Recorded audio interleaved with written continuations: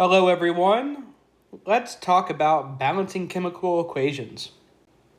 A lot of people think this is difficult, but we're going to try to make it a little bit easier for you.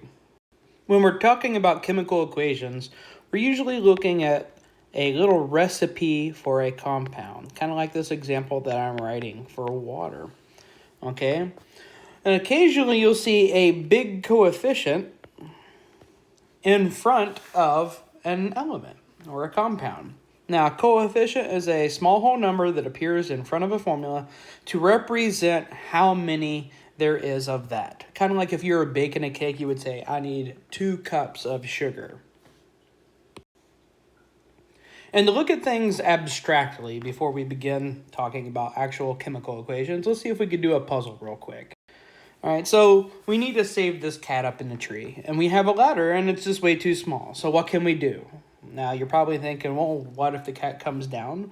Well, let's just think hypothetically about our ladders. We would need 2 ladders to get to the cat.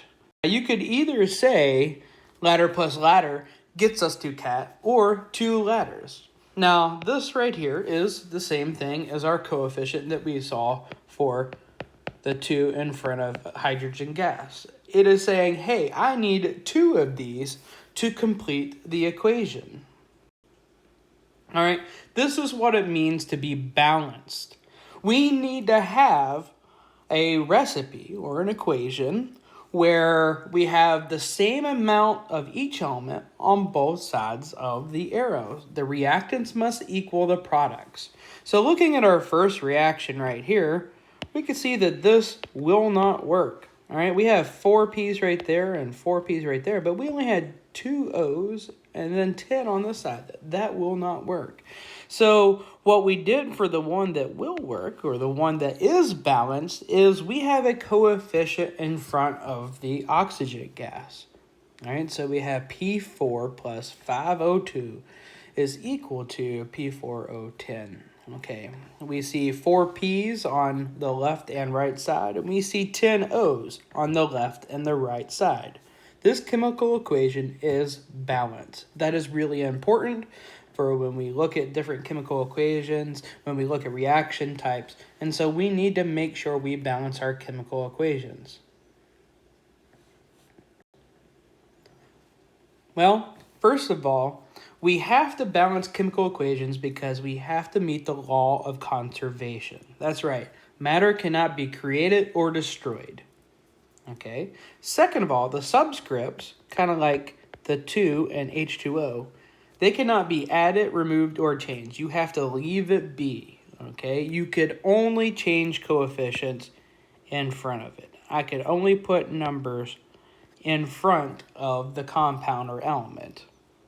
Okay, and the last rule that we need to remember is that coefficients could only go in the front. Okay, we can't separate the middle. So say we have H2O. Once again, we're using our water as an example. If I want to add something to this to make 2 oxygen, all right, I need to say 2 H2O. I cannot say H2 and then like put a big 2 right there in front of that. I cannot also say H2O2. I cannot add that subscript.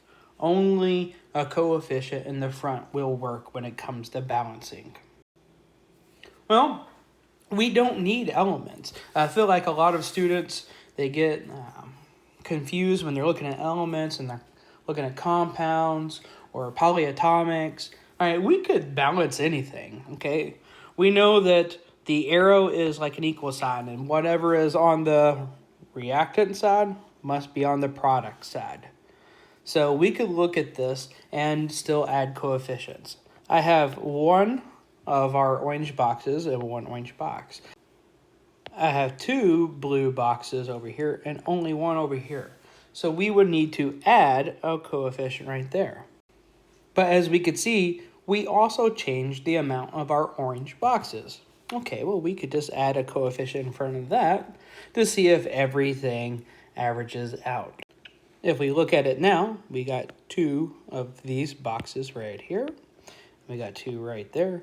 We got 2 blues, and then, of course, 2 times that, so that's 2 blues. So everything is balanced. And that's what we're going to do with elements and compounds. Now, here are my steps to balancing chemical equations. Now, you could do it many different ways. You could sit there and make a table of all the elements and keep track that way. All right, but this is what I find to be the easiest way, and this is what I teach my students. Okay, if we follow these steps, or like what to balance first, a lot of times before we get down to the bottom of this list, we'll have everything balanced. So step number 1 says first balance the metals in the equation. So if you have some ionic bonds, you're looking for any metals like the iron to magnesium, sodium, copper, what have you. Okay, balance those first. They're usually going to be in the front of the compound, of course. All right. Number 2, balance any polyatomics. All right, that's like sulfate, nitrate, cyanide, hydroxide. All right, how do you spot them? All right, you're going to look and probably see some parentheses in that chemical equation. Now, the one key thing that you need to remember right here is it has to be a polyatomic on both sides of the chemical equation. If you see sulfate on the reactant side, you must see a sulfate on the product side. If it is not like that, treat it as separate elements. Step 3 says balance anything left that isn't O or H. So chlorine, fluorines, carbons, nitrogens, okay, balance them first. All right. Oxygen and hydrogen are very abundant in our equations, our chemical reactions on Earth. So if we save them for the end, all right, we're going to focus on the ones that are more important or will allow us to balance the chemical equation faster, okay? And then the last step is balance O and H, the oxygen and the hydrogen. Let's go ahead and see what this is going to look like. All right, so I'm going to fix my little arrows right here.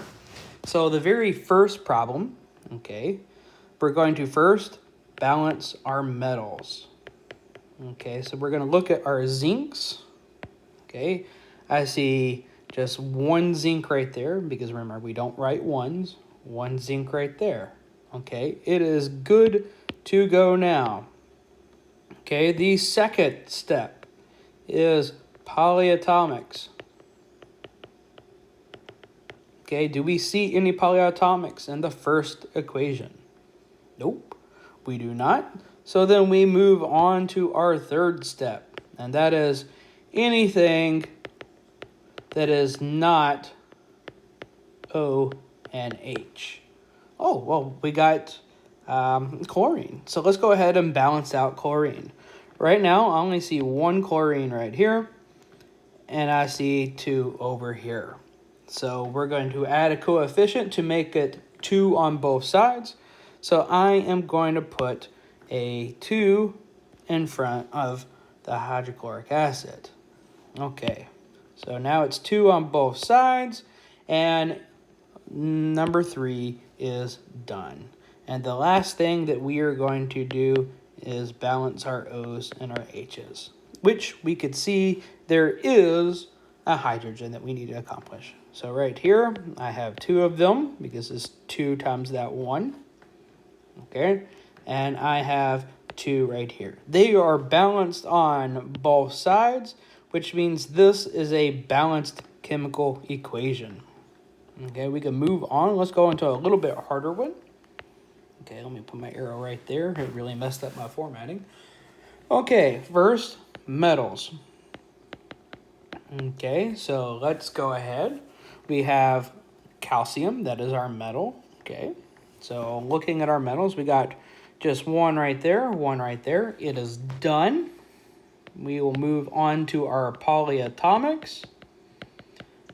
And right now I can see on the product side, the right-hand side, I see hydroxide.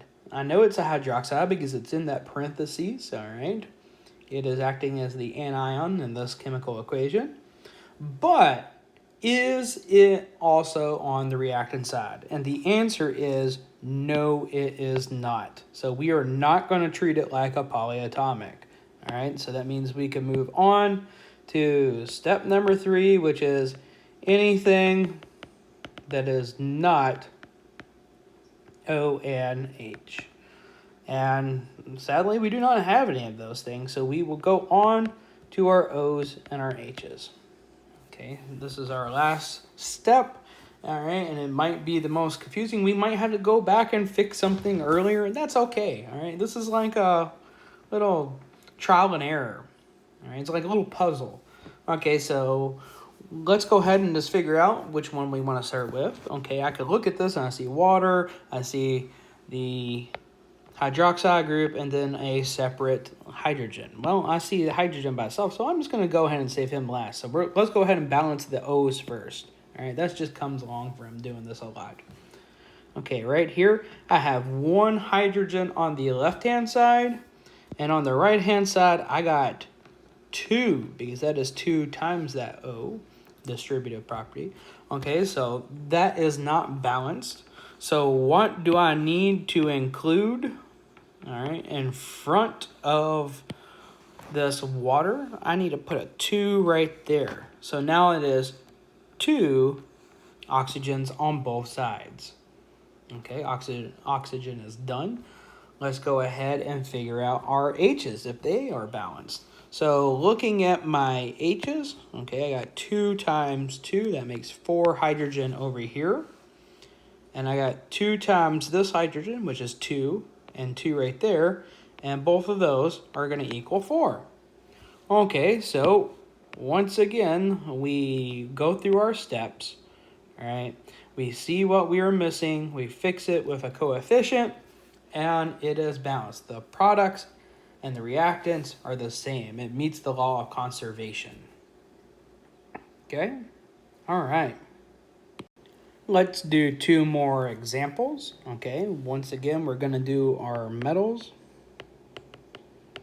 Okay, so this first problem, I see that I have 1 metal. Okay, and that is potassium. And it is 1 on both sides. It is balanced. All right. Second thing we're going to do is our polyatomics. I do not see any right here. It is not there. So we skip it and go on to the third rule, which is anything that is not oxygen or hydrogen. Okay, that's everything left. So we could start with either which one. Okay, so let's look at chlorine. All right, I have 2 chlorine right there. Only 1 right there. So we need to get it equal on both sides. So we're going to go ahead and write a 2 in front of that. And you're probably like, oh no, I just screwed up my potassium. That's okay. We could go back and fix it. Okay? You could either go fix it right now or you could save it for the end. I personally like saving it to the end. Okay, let's go on. We know we got our chlorines. They are now balanced, and we could go with our iodines. Okay, now I got 1 right here, and I got 2 right here, so that means we're going to add another coefficient in front of that. So it is 2 on the left-hand side, and then 2 on the right-hand side. Okay, and we're going to go back and just check our metals because we have no oxygen or hydrogen. All right, we know we screwed it up, but let's see if it's fixed. If it fixed itself, I would say. And 2 times 1, that means 2. Yep, that is 2 on both sides. So the best way to like double check your answers at the end is just go through and work through it again and say, okay, I got 2 potassium on this side, I got 2 potassium on that side. I got 2 chlorines right there, I got 2 chlorines right there. I got 2 iodines, I got 2 iodines. All right, yep, it matches up. We're good to go with our last problem right here. Okay, so we can see our arsenics. We got 1 on the left-hand side. All right, 1 on that side. Good to go. All right, let's take a look at what else we have. We only have iodine left. I got 3 right there, and then just 2 right there. So what are we going to do? Well, these numbers have to be the same on both sides. Well, we can't say 1.5, or we can't use halves. Okay, instead, and this is going to be common when you're balancing chemical equations, is when are these two numbers the same? Like, what's their least common multiple that matches up? All right, 2 and 3, it would be 6. All right, we're going to try to get both of these equal to be 6. So blank times 3 gives me 6. Well, this is going to be a 2. And then over here, blank times 2 gives me 6. So this is going to be a 3 right there. All right, so my iodines are balanced. All right, that screwed up our arsenic. So we got 2 over here on this side. So we're going to put a 2 right there. It is now balanced. All right. See, it's a little bit of a puzzle to work through, but if you follow these steps, you should get it down. All right. Hopefully this helps you out a little bit, and I'll see you next time.